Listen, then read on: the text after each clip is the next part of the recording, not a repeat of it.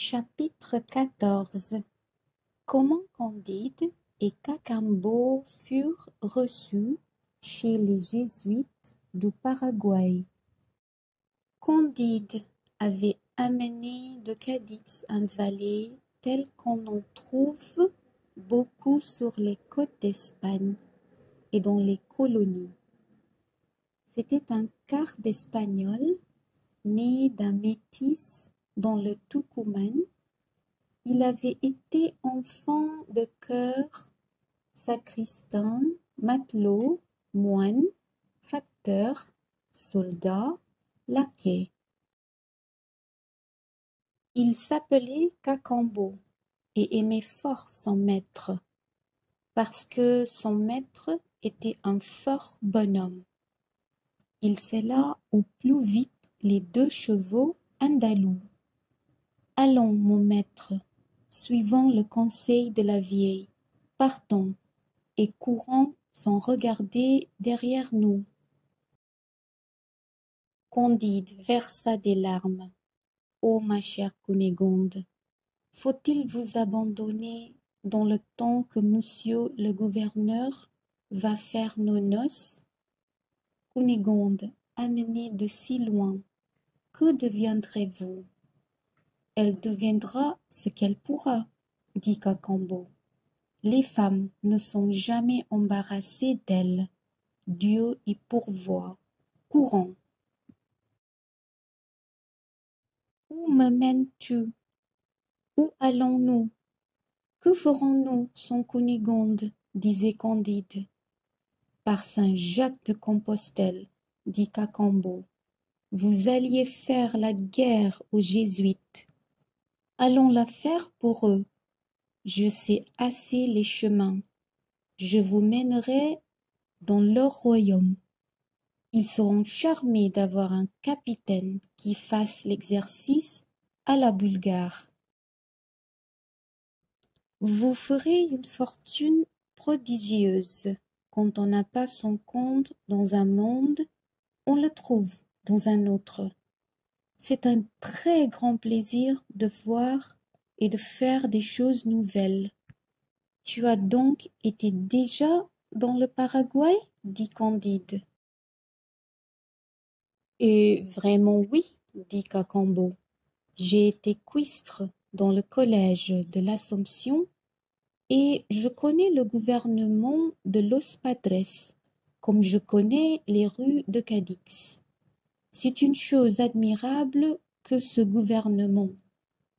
Le royaume a déjà plus de 300 lieues de diamètre. Il est divisé en 30 provinces. Los Padres y ont tout et les peuples rien. C'est le chef-d'œuvre de la raison et de la justice. Pour moi, je ne vois rien de si divin que Los Padres, qui font ici la guerre au roi d'Espagne et au roi de Portugal, et qui en Europe confessent ces rois, qui tuent ici des Espagnols, et qui à Madrid les envoient au ciel. Cela me ravit. Avançons. Vous allez être le plus heureux de tous les hommes. Quel plaisir auront los padres quand ils sauront qu'il leur vient un capitaine qui sait l'exercice bulgare. Dès qu'ils furent arrivés à la première barrière, Cacambo dit à la garde avancée qu'un capitaine demandait à parler à Monseigneur le commandant. On alla avertir la grande garde. Un officier paraguain courut aux pieds du commandant lui donner part de la nouvelle. Candide et Cacambo furent d'abord désarmés. On se saisit de leurs 2 chevaux andalous. Les 2 étrangers sont introduits au milieu de 2 files de soldats. Le commandant était au bout, le bonnet à 3 cornes en tête, la robe retroussée, l'épée au côté, l'esponton à la main. Il fit un signe. Aussitôt 24 soldats entourent les deux nouveaux venus. Un sergent leur dit qu'il faut attendre, que le commandant ne peut leur parler, que le révérend père provincial ne permet pas qu'aucun Espagnol ouvre la bouche qu'en sa présence, et demeure plus de 3 heures dans le pays. Et où est le révérend père provincial? Dit Cacambo. Il est à la parade après avoir dit sa messe, répondit le sergent, et vous ne pourrez baiser ses éperons que dans 3 heures. Mais, dit Cacambo, monsieur le capitaine qui meurt de faim comme moi n'est point espagnol, il est allemand. Ne pourrions-nous point déjeuner en attendant sa révérence? Le sergent alla sur-le-champ rendre compte de ce discours au commandant. Dieu soit béni, dit ce seigneur, puisqu'il est allemand, je peux lui parler, qu'on le mène dans ma feuillée. Aussitôt on conduit Candide dans un cabinet de verdure, orné d'une très jolie colonnade de marbre vert et or, et des treillages qui renfermaient des perroquets, des colibris, des oiseaux-mouches, des pintades et tous les oiseaux les plus rares. Un excellent déjeuner était préparé dans des vases d'or, et tandis que les Paraguayens mangèrent du maïs dans les écuelles de bois en plein champ, à l'ardeur du soleil, le révérend père commandant entra dans la foyer. C'était un très beau jeune homme, le visage plein, assez blanc, haut en couleur, le sourcil relevé, l'œil vif, l'oreille rouge, les lèvres vermeilles, l'air fier, mais d'une fierté qui n'était ni celle d'un Espagnol, ni celle d'un jésuite. On rendit à Candide et à Cacambo leurs armes qu'on leur avait saisies, ainsi que les 2 chevaux andalous. Cacambo leur fit manger l'avoine auprès de la feuillée, ayant toujours l'œil sur eux, crainte de surprise. Candide baisa d'abord le bas de la robe du commandant.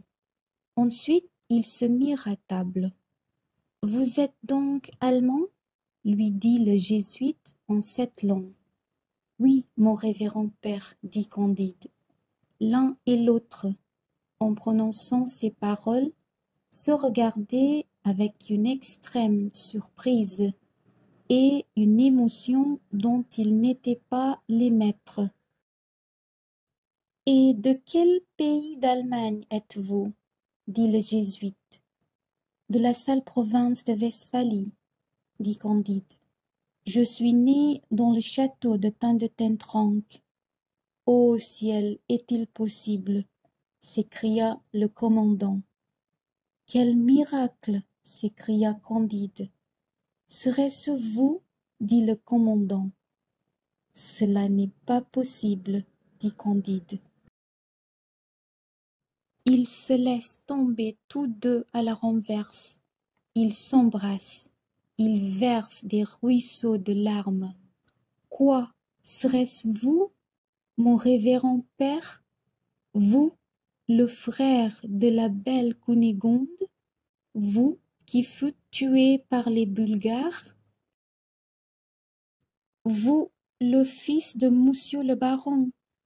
Vous, jésuite au Paraguay? Il faut avouer que ce monde est une étrange chose. Ô Pangloss, Pangloss, que vous seriez aise si vous n'aviez pas été pendu. Le commandant fit retirer les esclaves nègres et les paragouins qui servaient à boire dans des gobelets de cristal de roche.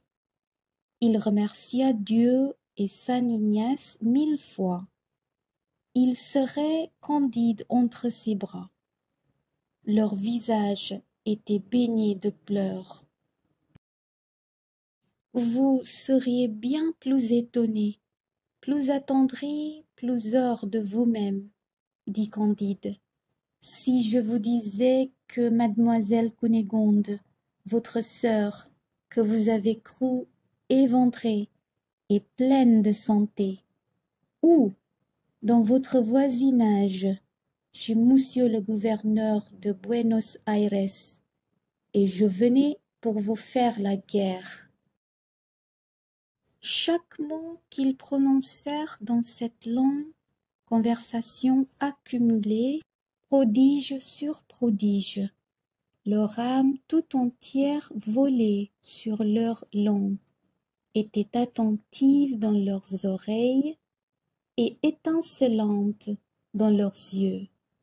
Comme ils étaient allemands, ils tinrent table longtemps, en attendant le révérend père provincial, et le commandant parla ainsi à son cher Candide.